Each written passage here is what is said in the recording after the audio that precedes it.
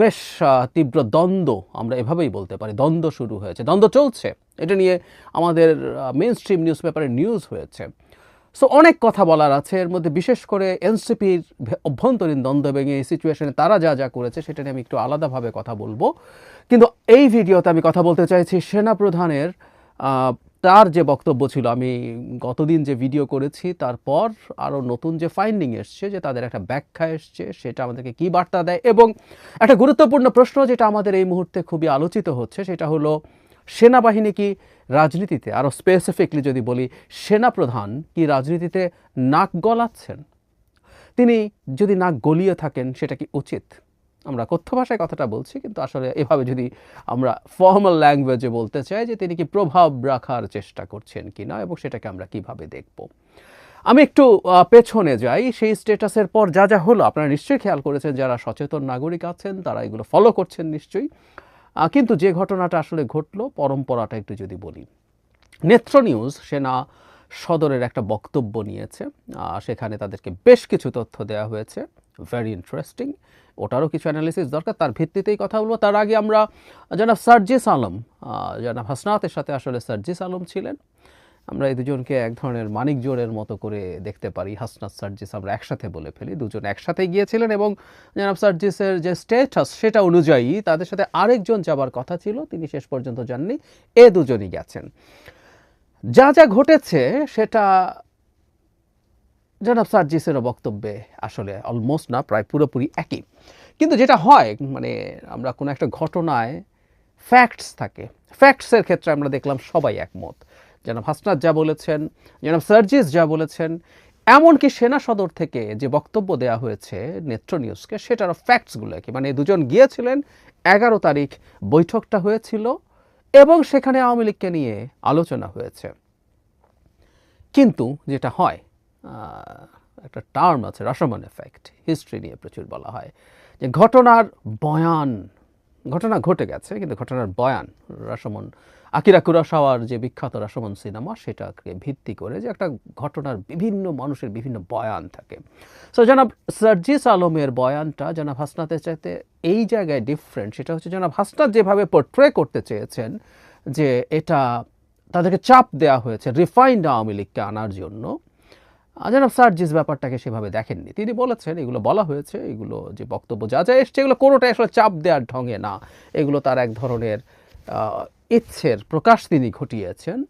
এবং ইংরেজিতে বলা কিছু কথা তাদের বয়সকে ইন্ডিকেট করে, সেই ক্ষেত্রে জনাব সার্জিস বলার চেষ্টা করেছেন যে এগুলো বড় ভাই সুলভভাবে বলা হয়েছে। তবে জনাব সার্জিস যেটা দাবি করেছেন সেটা হচ্ছে অনেক বেশি স্ট্রেইট ফরওয়ার্ড মনে হচ্ছিল সেনাপ্রধানকে, অনেক মানে খুব মানে চাপ দেওয়ার ঢং না। উনি কেউ কেউ বলতে পারেন যে একই বক্তব্যই হয়তো সুগার কোট করে দিয়েছেন, কিন্তু আমি ধারণা করি যে জনাব সার্জিস যেটা বলেছেন সেটাকে আমি একটা বিশেষ কারণে ওটাকেই গ্রহণ করতে চাই, এবং ওটার সাথে সেনা সদরের বক্তব্যের মিল আছে। এটা এই কারণে না যে ওটার সাথে মিলেছে বলে। জনাব হাসনাত সিচুয়েশনটাকে একটু টাফ করে তোলার চেষ্টা করছেন কিনা, এই প্রশ্ন আমি রাখতে চাই। কেন রাখতে চাই আমি শেষের দিকে বলবো।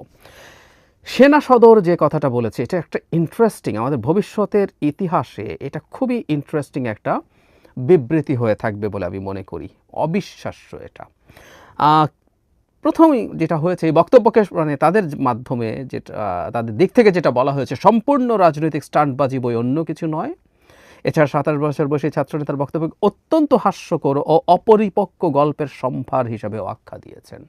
মানে এখানে ডিফারেন্সটা হচ্ছে, যেটা হাসনাত যেটা বলার চেষ্টা করেছেন, যে তাদেরকে ডেকে নিয়ে গিয়ে এই কথাগুলো বলা হয়েছে, সেনা সদর থেকে বক্তব্যে বলা হচ্ছে যে না, তারা দুজনই রাদার দেখা করতে চেয়েছিলেন, যোগাযোগ করছিলেন, অবশেষে তাদেরকে যোগাযোগ করতে দেয়া হয়। এখানে যেটা খুবই ইন্টারেস্টিং সেটা হচ্ছে, সেনা সদর আসলে আওয়ামী লীগের প্রসঙ্গে যে সেনা প্রধান কথা বলেছেন সেটা স্বীকার করেছে। আমি এক্সাক্ট ভাষাটা পড়ি। আওয়ামী লীগের যেসব নেতারা ফৌজদারি মামলায় জড়িত নয় এবং ক্লিন ইমেজের অধিকারী, তাদের সমন্বয়ে নতুন আওয়ামী লীগ আসন্ন নির্বাচনে, সংসদ নির্বাচনে অংশগ্রহণ করলে নির্বাচন প্রতিদ্বন্দ্বিতামূলক, ফলপ্রসূ ও আন্তর্জাতিক মহলে অধিকতর গ্রহণযোগ্যতা পাবে। কিন্তু এ ব্যাপারে সরকার ও সব রাজনৈতিক দল মিলে আলোচনার মাধ্যমে সিদ্ধান্ত নিতে পারে বলে তিনি মত জানান। এখানে ব্যাকগ্রাউন্ডে কি বলা হচ্ছে, তাদের সাথে আলোচনায় আওয়ামী লীগকে নিষিদ্ধ করার প্রসঙ্গ উঠে আসলে এই কথাগুলো জনাব ওয়াকারুজ্জামান বলেন। খুব ইন্টারেস্টিং একটা জিনিস আমরা খেয়াল করি, সেনা সদর এই বক্তব্যটা, হ্যাঁ দেখা হয়েছে, নানান ইস্যুতে কথা হয়েছে, কিন্তু এই যে মূল ডিবেটের জায়গা এটাকে অস্বীকার করতে পারত। যেহেতু এগুলোর কোনো রেকর্ড নেই, যেগুলো চাইলেও কেউ প্রমাণ করতে পারবে না, কিন্তু সেনা সদর এটা করেনি। It's very interesting.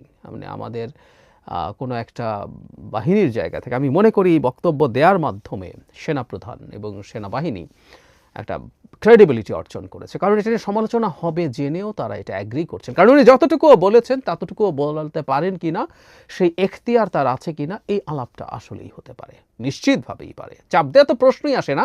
তিনি অভিমত, আমরা ধরে নিচ্ছি আমাদের আলোচনার সূত্রে, আলোচনার খাতিরে, যে এটাই ঘটেছে। এবং জনাব সার্জিস আলমও মোটা দাগে একই ধরনেরই কথা বলছেন, যে তিনি তার এক ধরনের অভিমত জানিয়েছেন, তার চিন্তা, তার অপিনিয়ন জানিয়েছেন। তো সেটাও পারেন কিনা সেই আলাপ হবে। তো তারা এটা করেছেন, এটা স্বীকার করেছেন, আমি এটাকে ওয়েলকাম করতে চাই, সত্যিই ওয়েলকাম করতে চাই।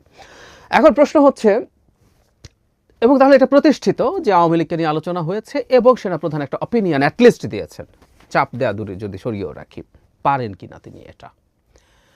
আমরা এই আলোচনার সাথে একটু যুক্ত করতে চাই, সেটা হচ্ছে তিনি তো নির্বাচন নিয়েও কথা বলছেন। আমরা আওয়ামী লীগ প্রসঙ্গে তার উপরে এত ক্ষুব্ধ হয়ে গেলাম, আমরা কেন তার নির্বাচন প্রসঙ্গে কথা বলা নিয়ে খুব ক্ষুব্ধ হলাম না?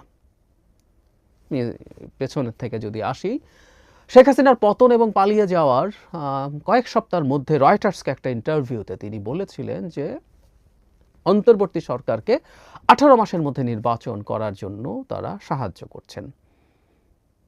মানে এটা নিয়ে কেউ প্রশ্ন করতেই পারেন, আমিও নিজেও করেছি, যে তিনি এমনভাবে বলছেন যে সেনাবাহিনী একটা ডিফারেন্ট এন্টিটি। যাই হোক, ওই ডিবেট এখন ঢুকছে না, কিন্তু 18 মাসের মধ্যে নির্বাচন, এই যে নির্বাচনের একটা সময়সীমা, ইনফ্যাক্ট এই প্রথম নির্বাচনের একটা সময়সীমা কিন্তু সেনাপ্রধানের মাথা থেকে বা মুখ থেকে আসে। কেউ কেউ সমালোচনা করেছে, কিন্তু একেবারে তার বিরুদ্ধে তিনি রাজনীতিতে নাক গলাচ্ছেন, হস্তক্ষেপ করছেন, এই ধরনের ন্যারেটিভ, এই ধরনের বক্তব্য তখন কিন্তু আসেনি। সেনাপ্রধান কিন্তু এই কয়েকদিন আগে একটা স্পিচ দিয়েছেন, যে স্পিচেও আমাদের মনে আছে নিশ্চয়ই,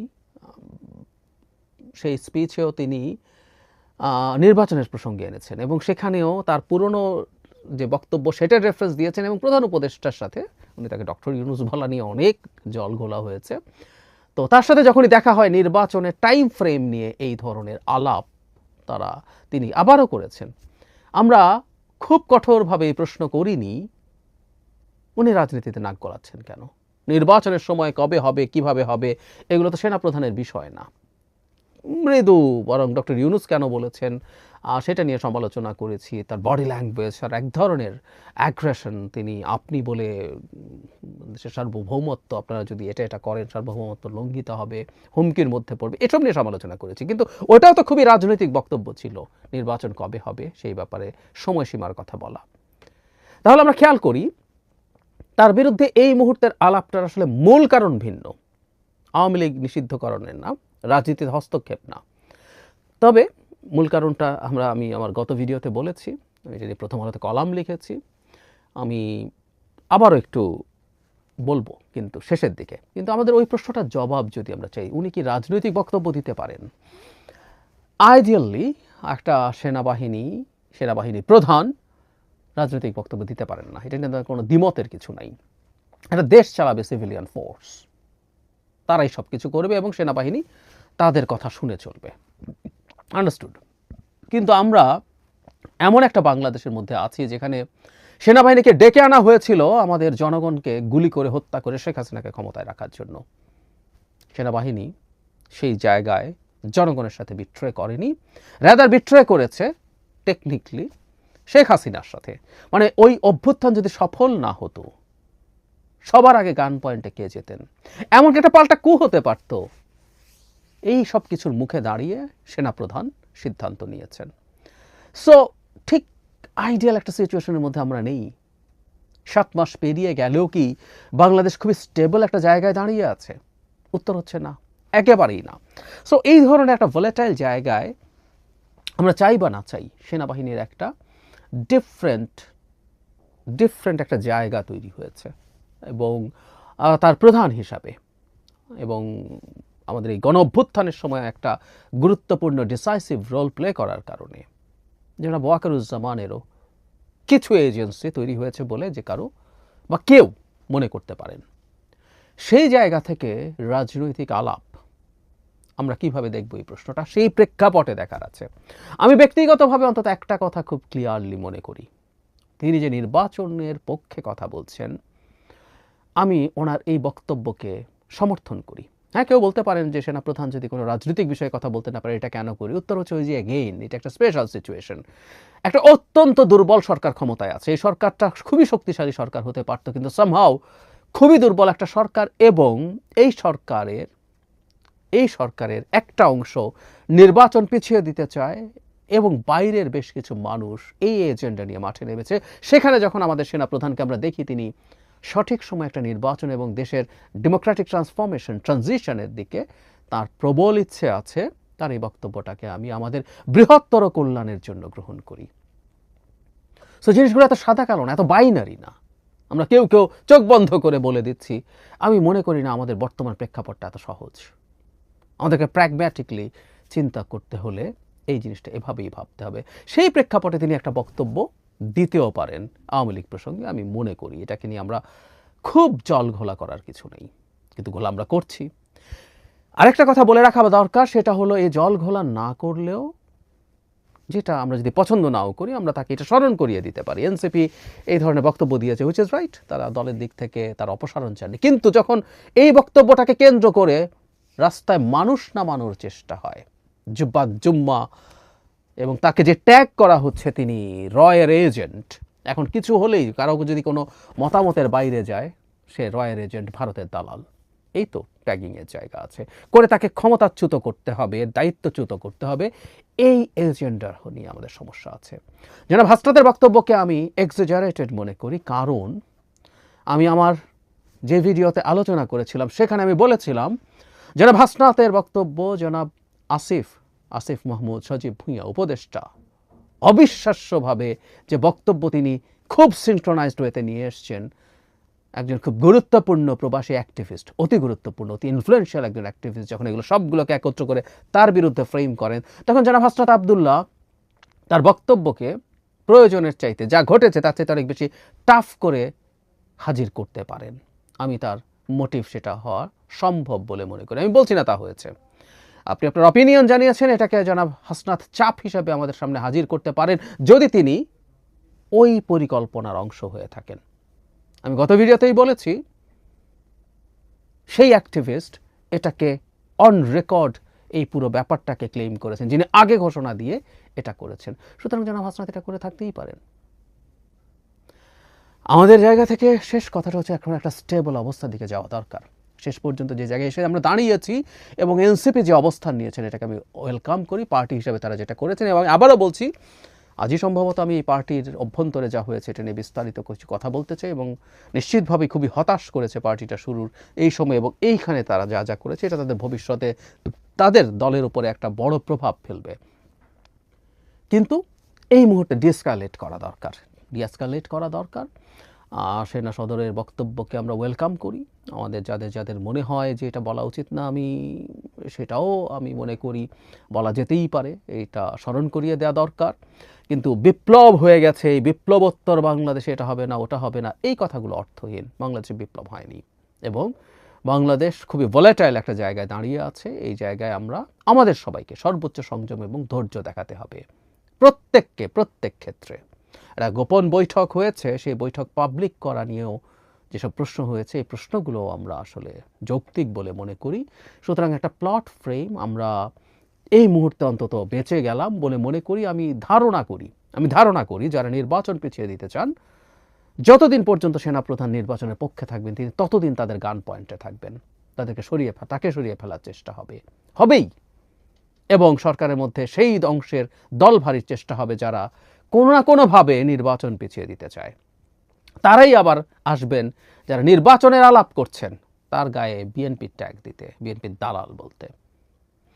আমি চেষ্টা করেছি, বহু বছর হয়ে গেল, মানে আজকে তো আপনারা অনেকে খুব নতুন দেখেছেন, আমাকে অল্প দিন দেখেছেন, 1 বছর 2 বছর দেখেছেন। প্রায় বলি যে আমার শেখ হাসিনার বিরুদ্ধে অ্যাক্টিভিজম 2011 সাল থেকে, সো বহু ক্ষেত্রে সেটা শুধু শেখ হাসিনা না, সমাজের অত্যন্ত অজনপ্রিয় যে জিনিস মানুষ পছন্দ করবে না এমন বিষয় নিয়েও কথা বলেছি, লিখেছি, শত শত কলাম লিখেছি, খুবই অপ্রিয় বিষয় নিয়ে ব্লগ লিখেছি, শত শত ব্লগ লিখেছি।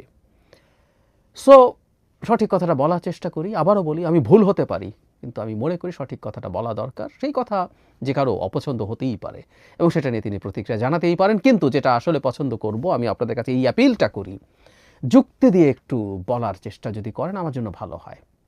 আমার কমেন্ট বক্স খোলা থাকে, আমাকে বকাঝকা এমনকি গালিগালাজও করতে পারেন। আমার এখানে গালিগালাজের স্বাধীনতা আছে, প্রচুর গালিগালাজ করছেন, আমি চাইলে বক্স বন্ধ করতে পারি, but I don't do that.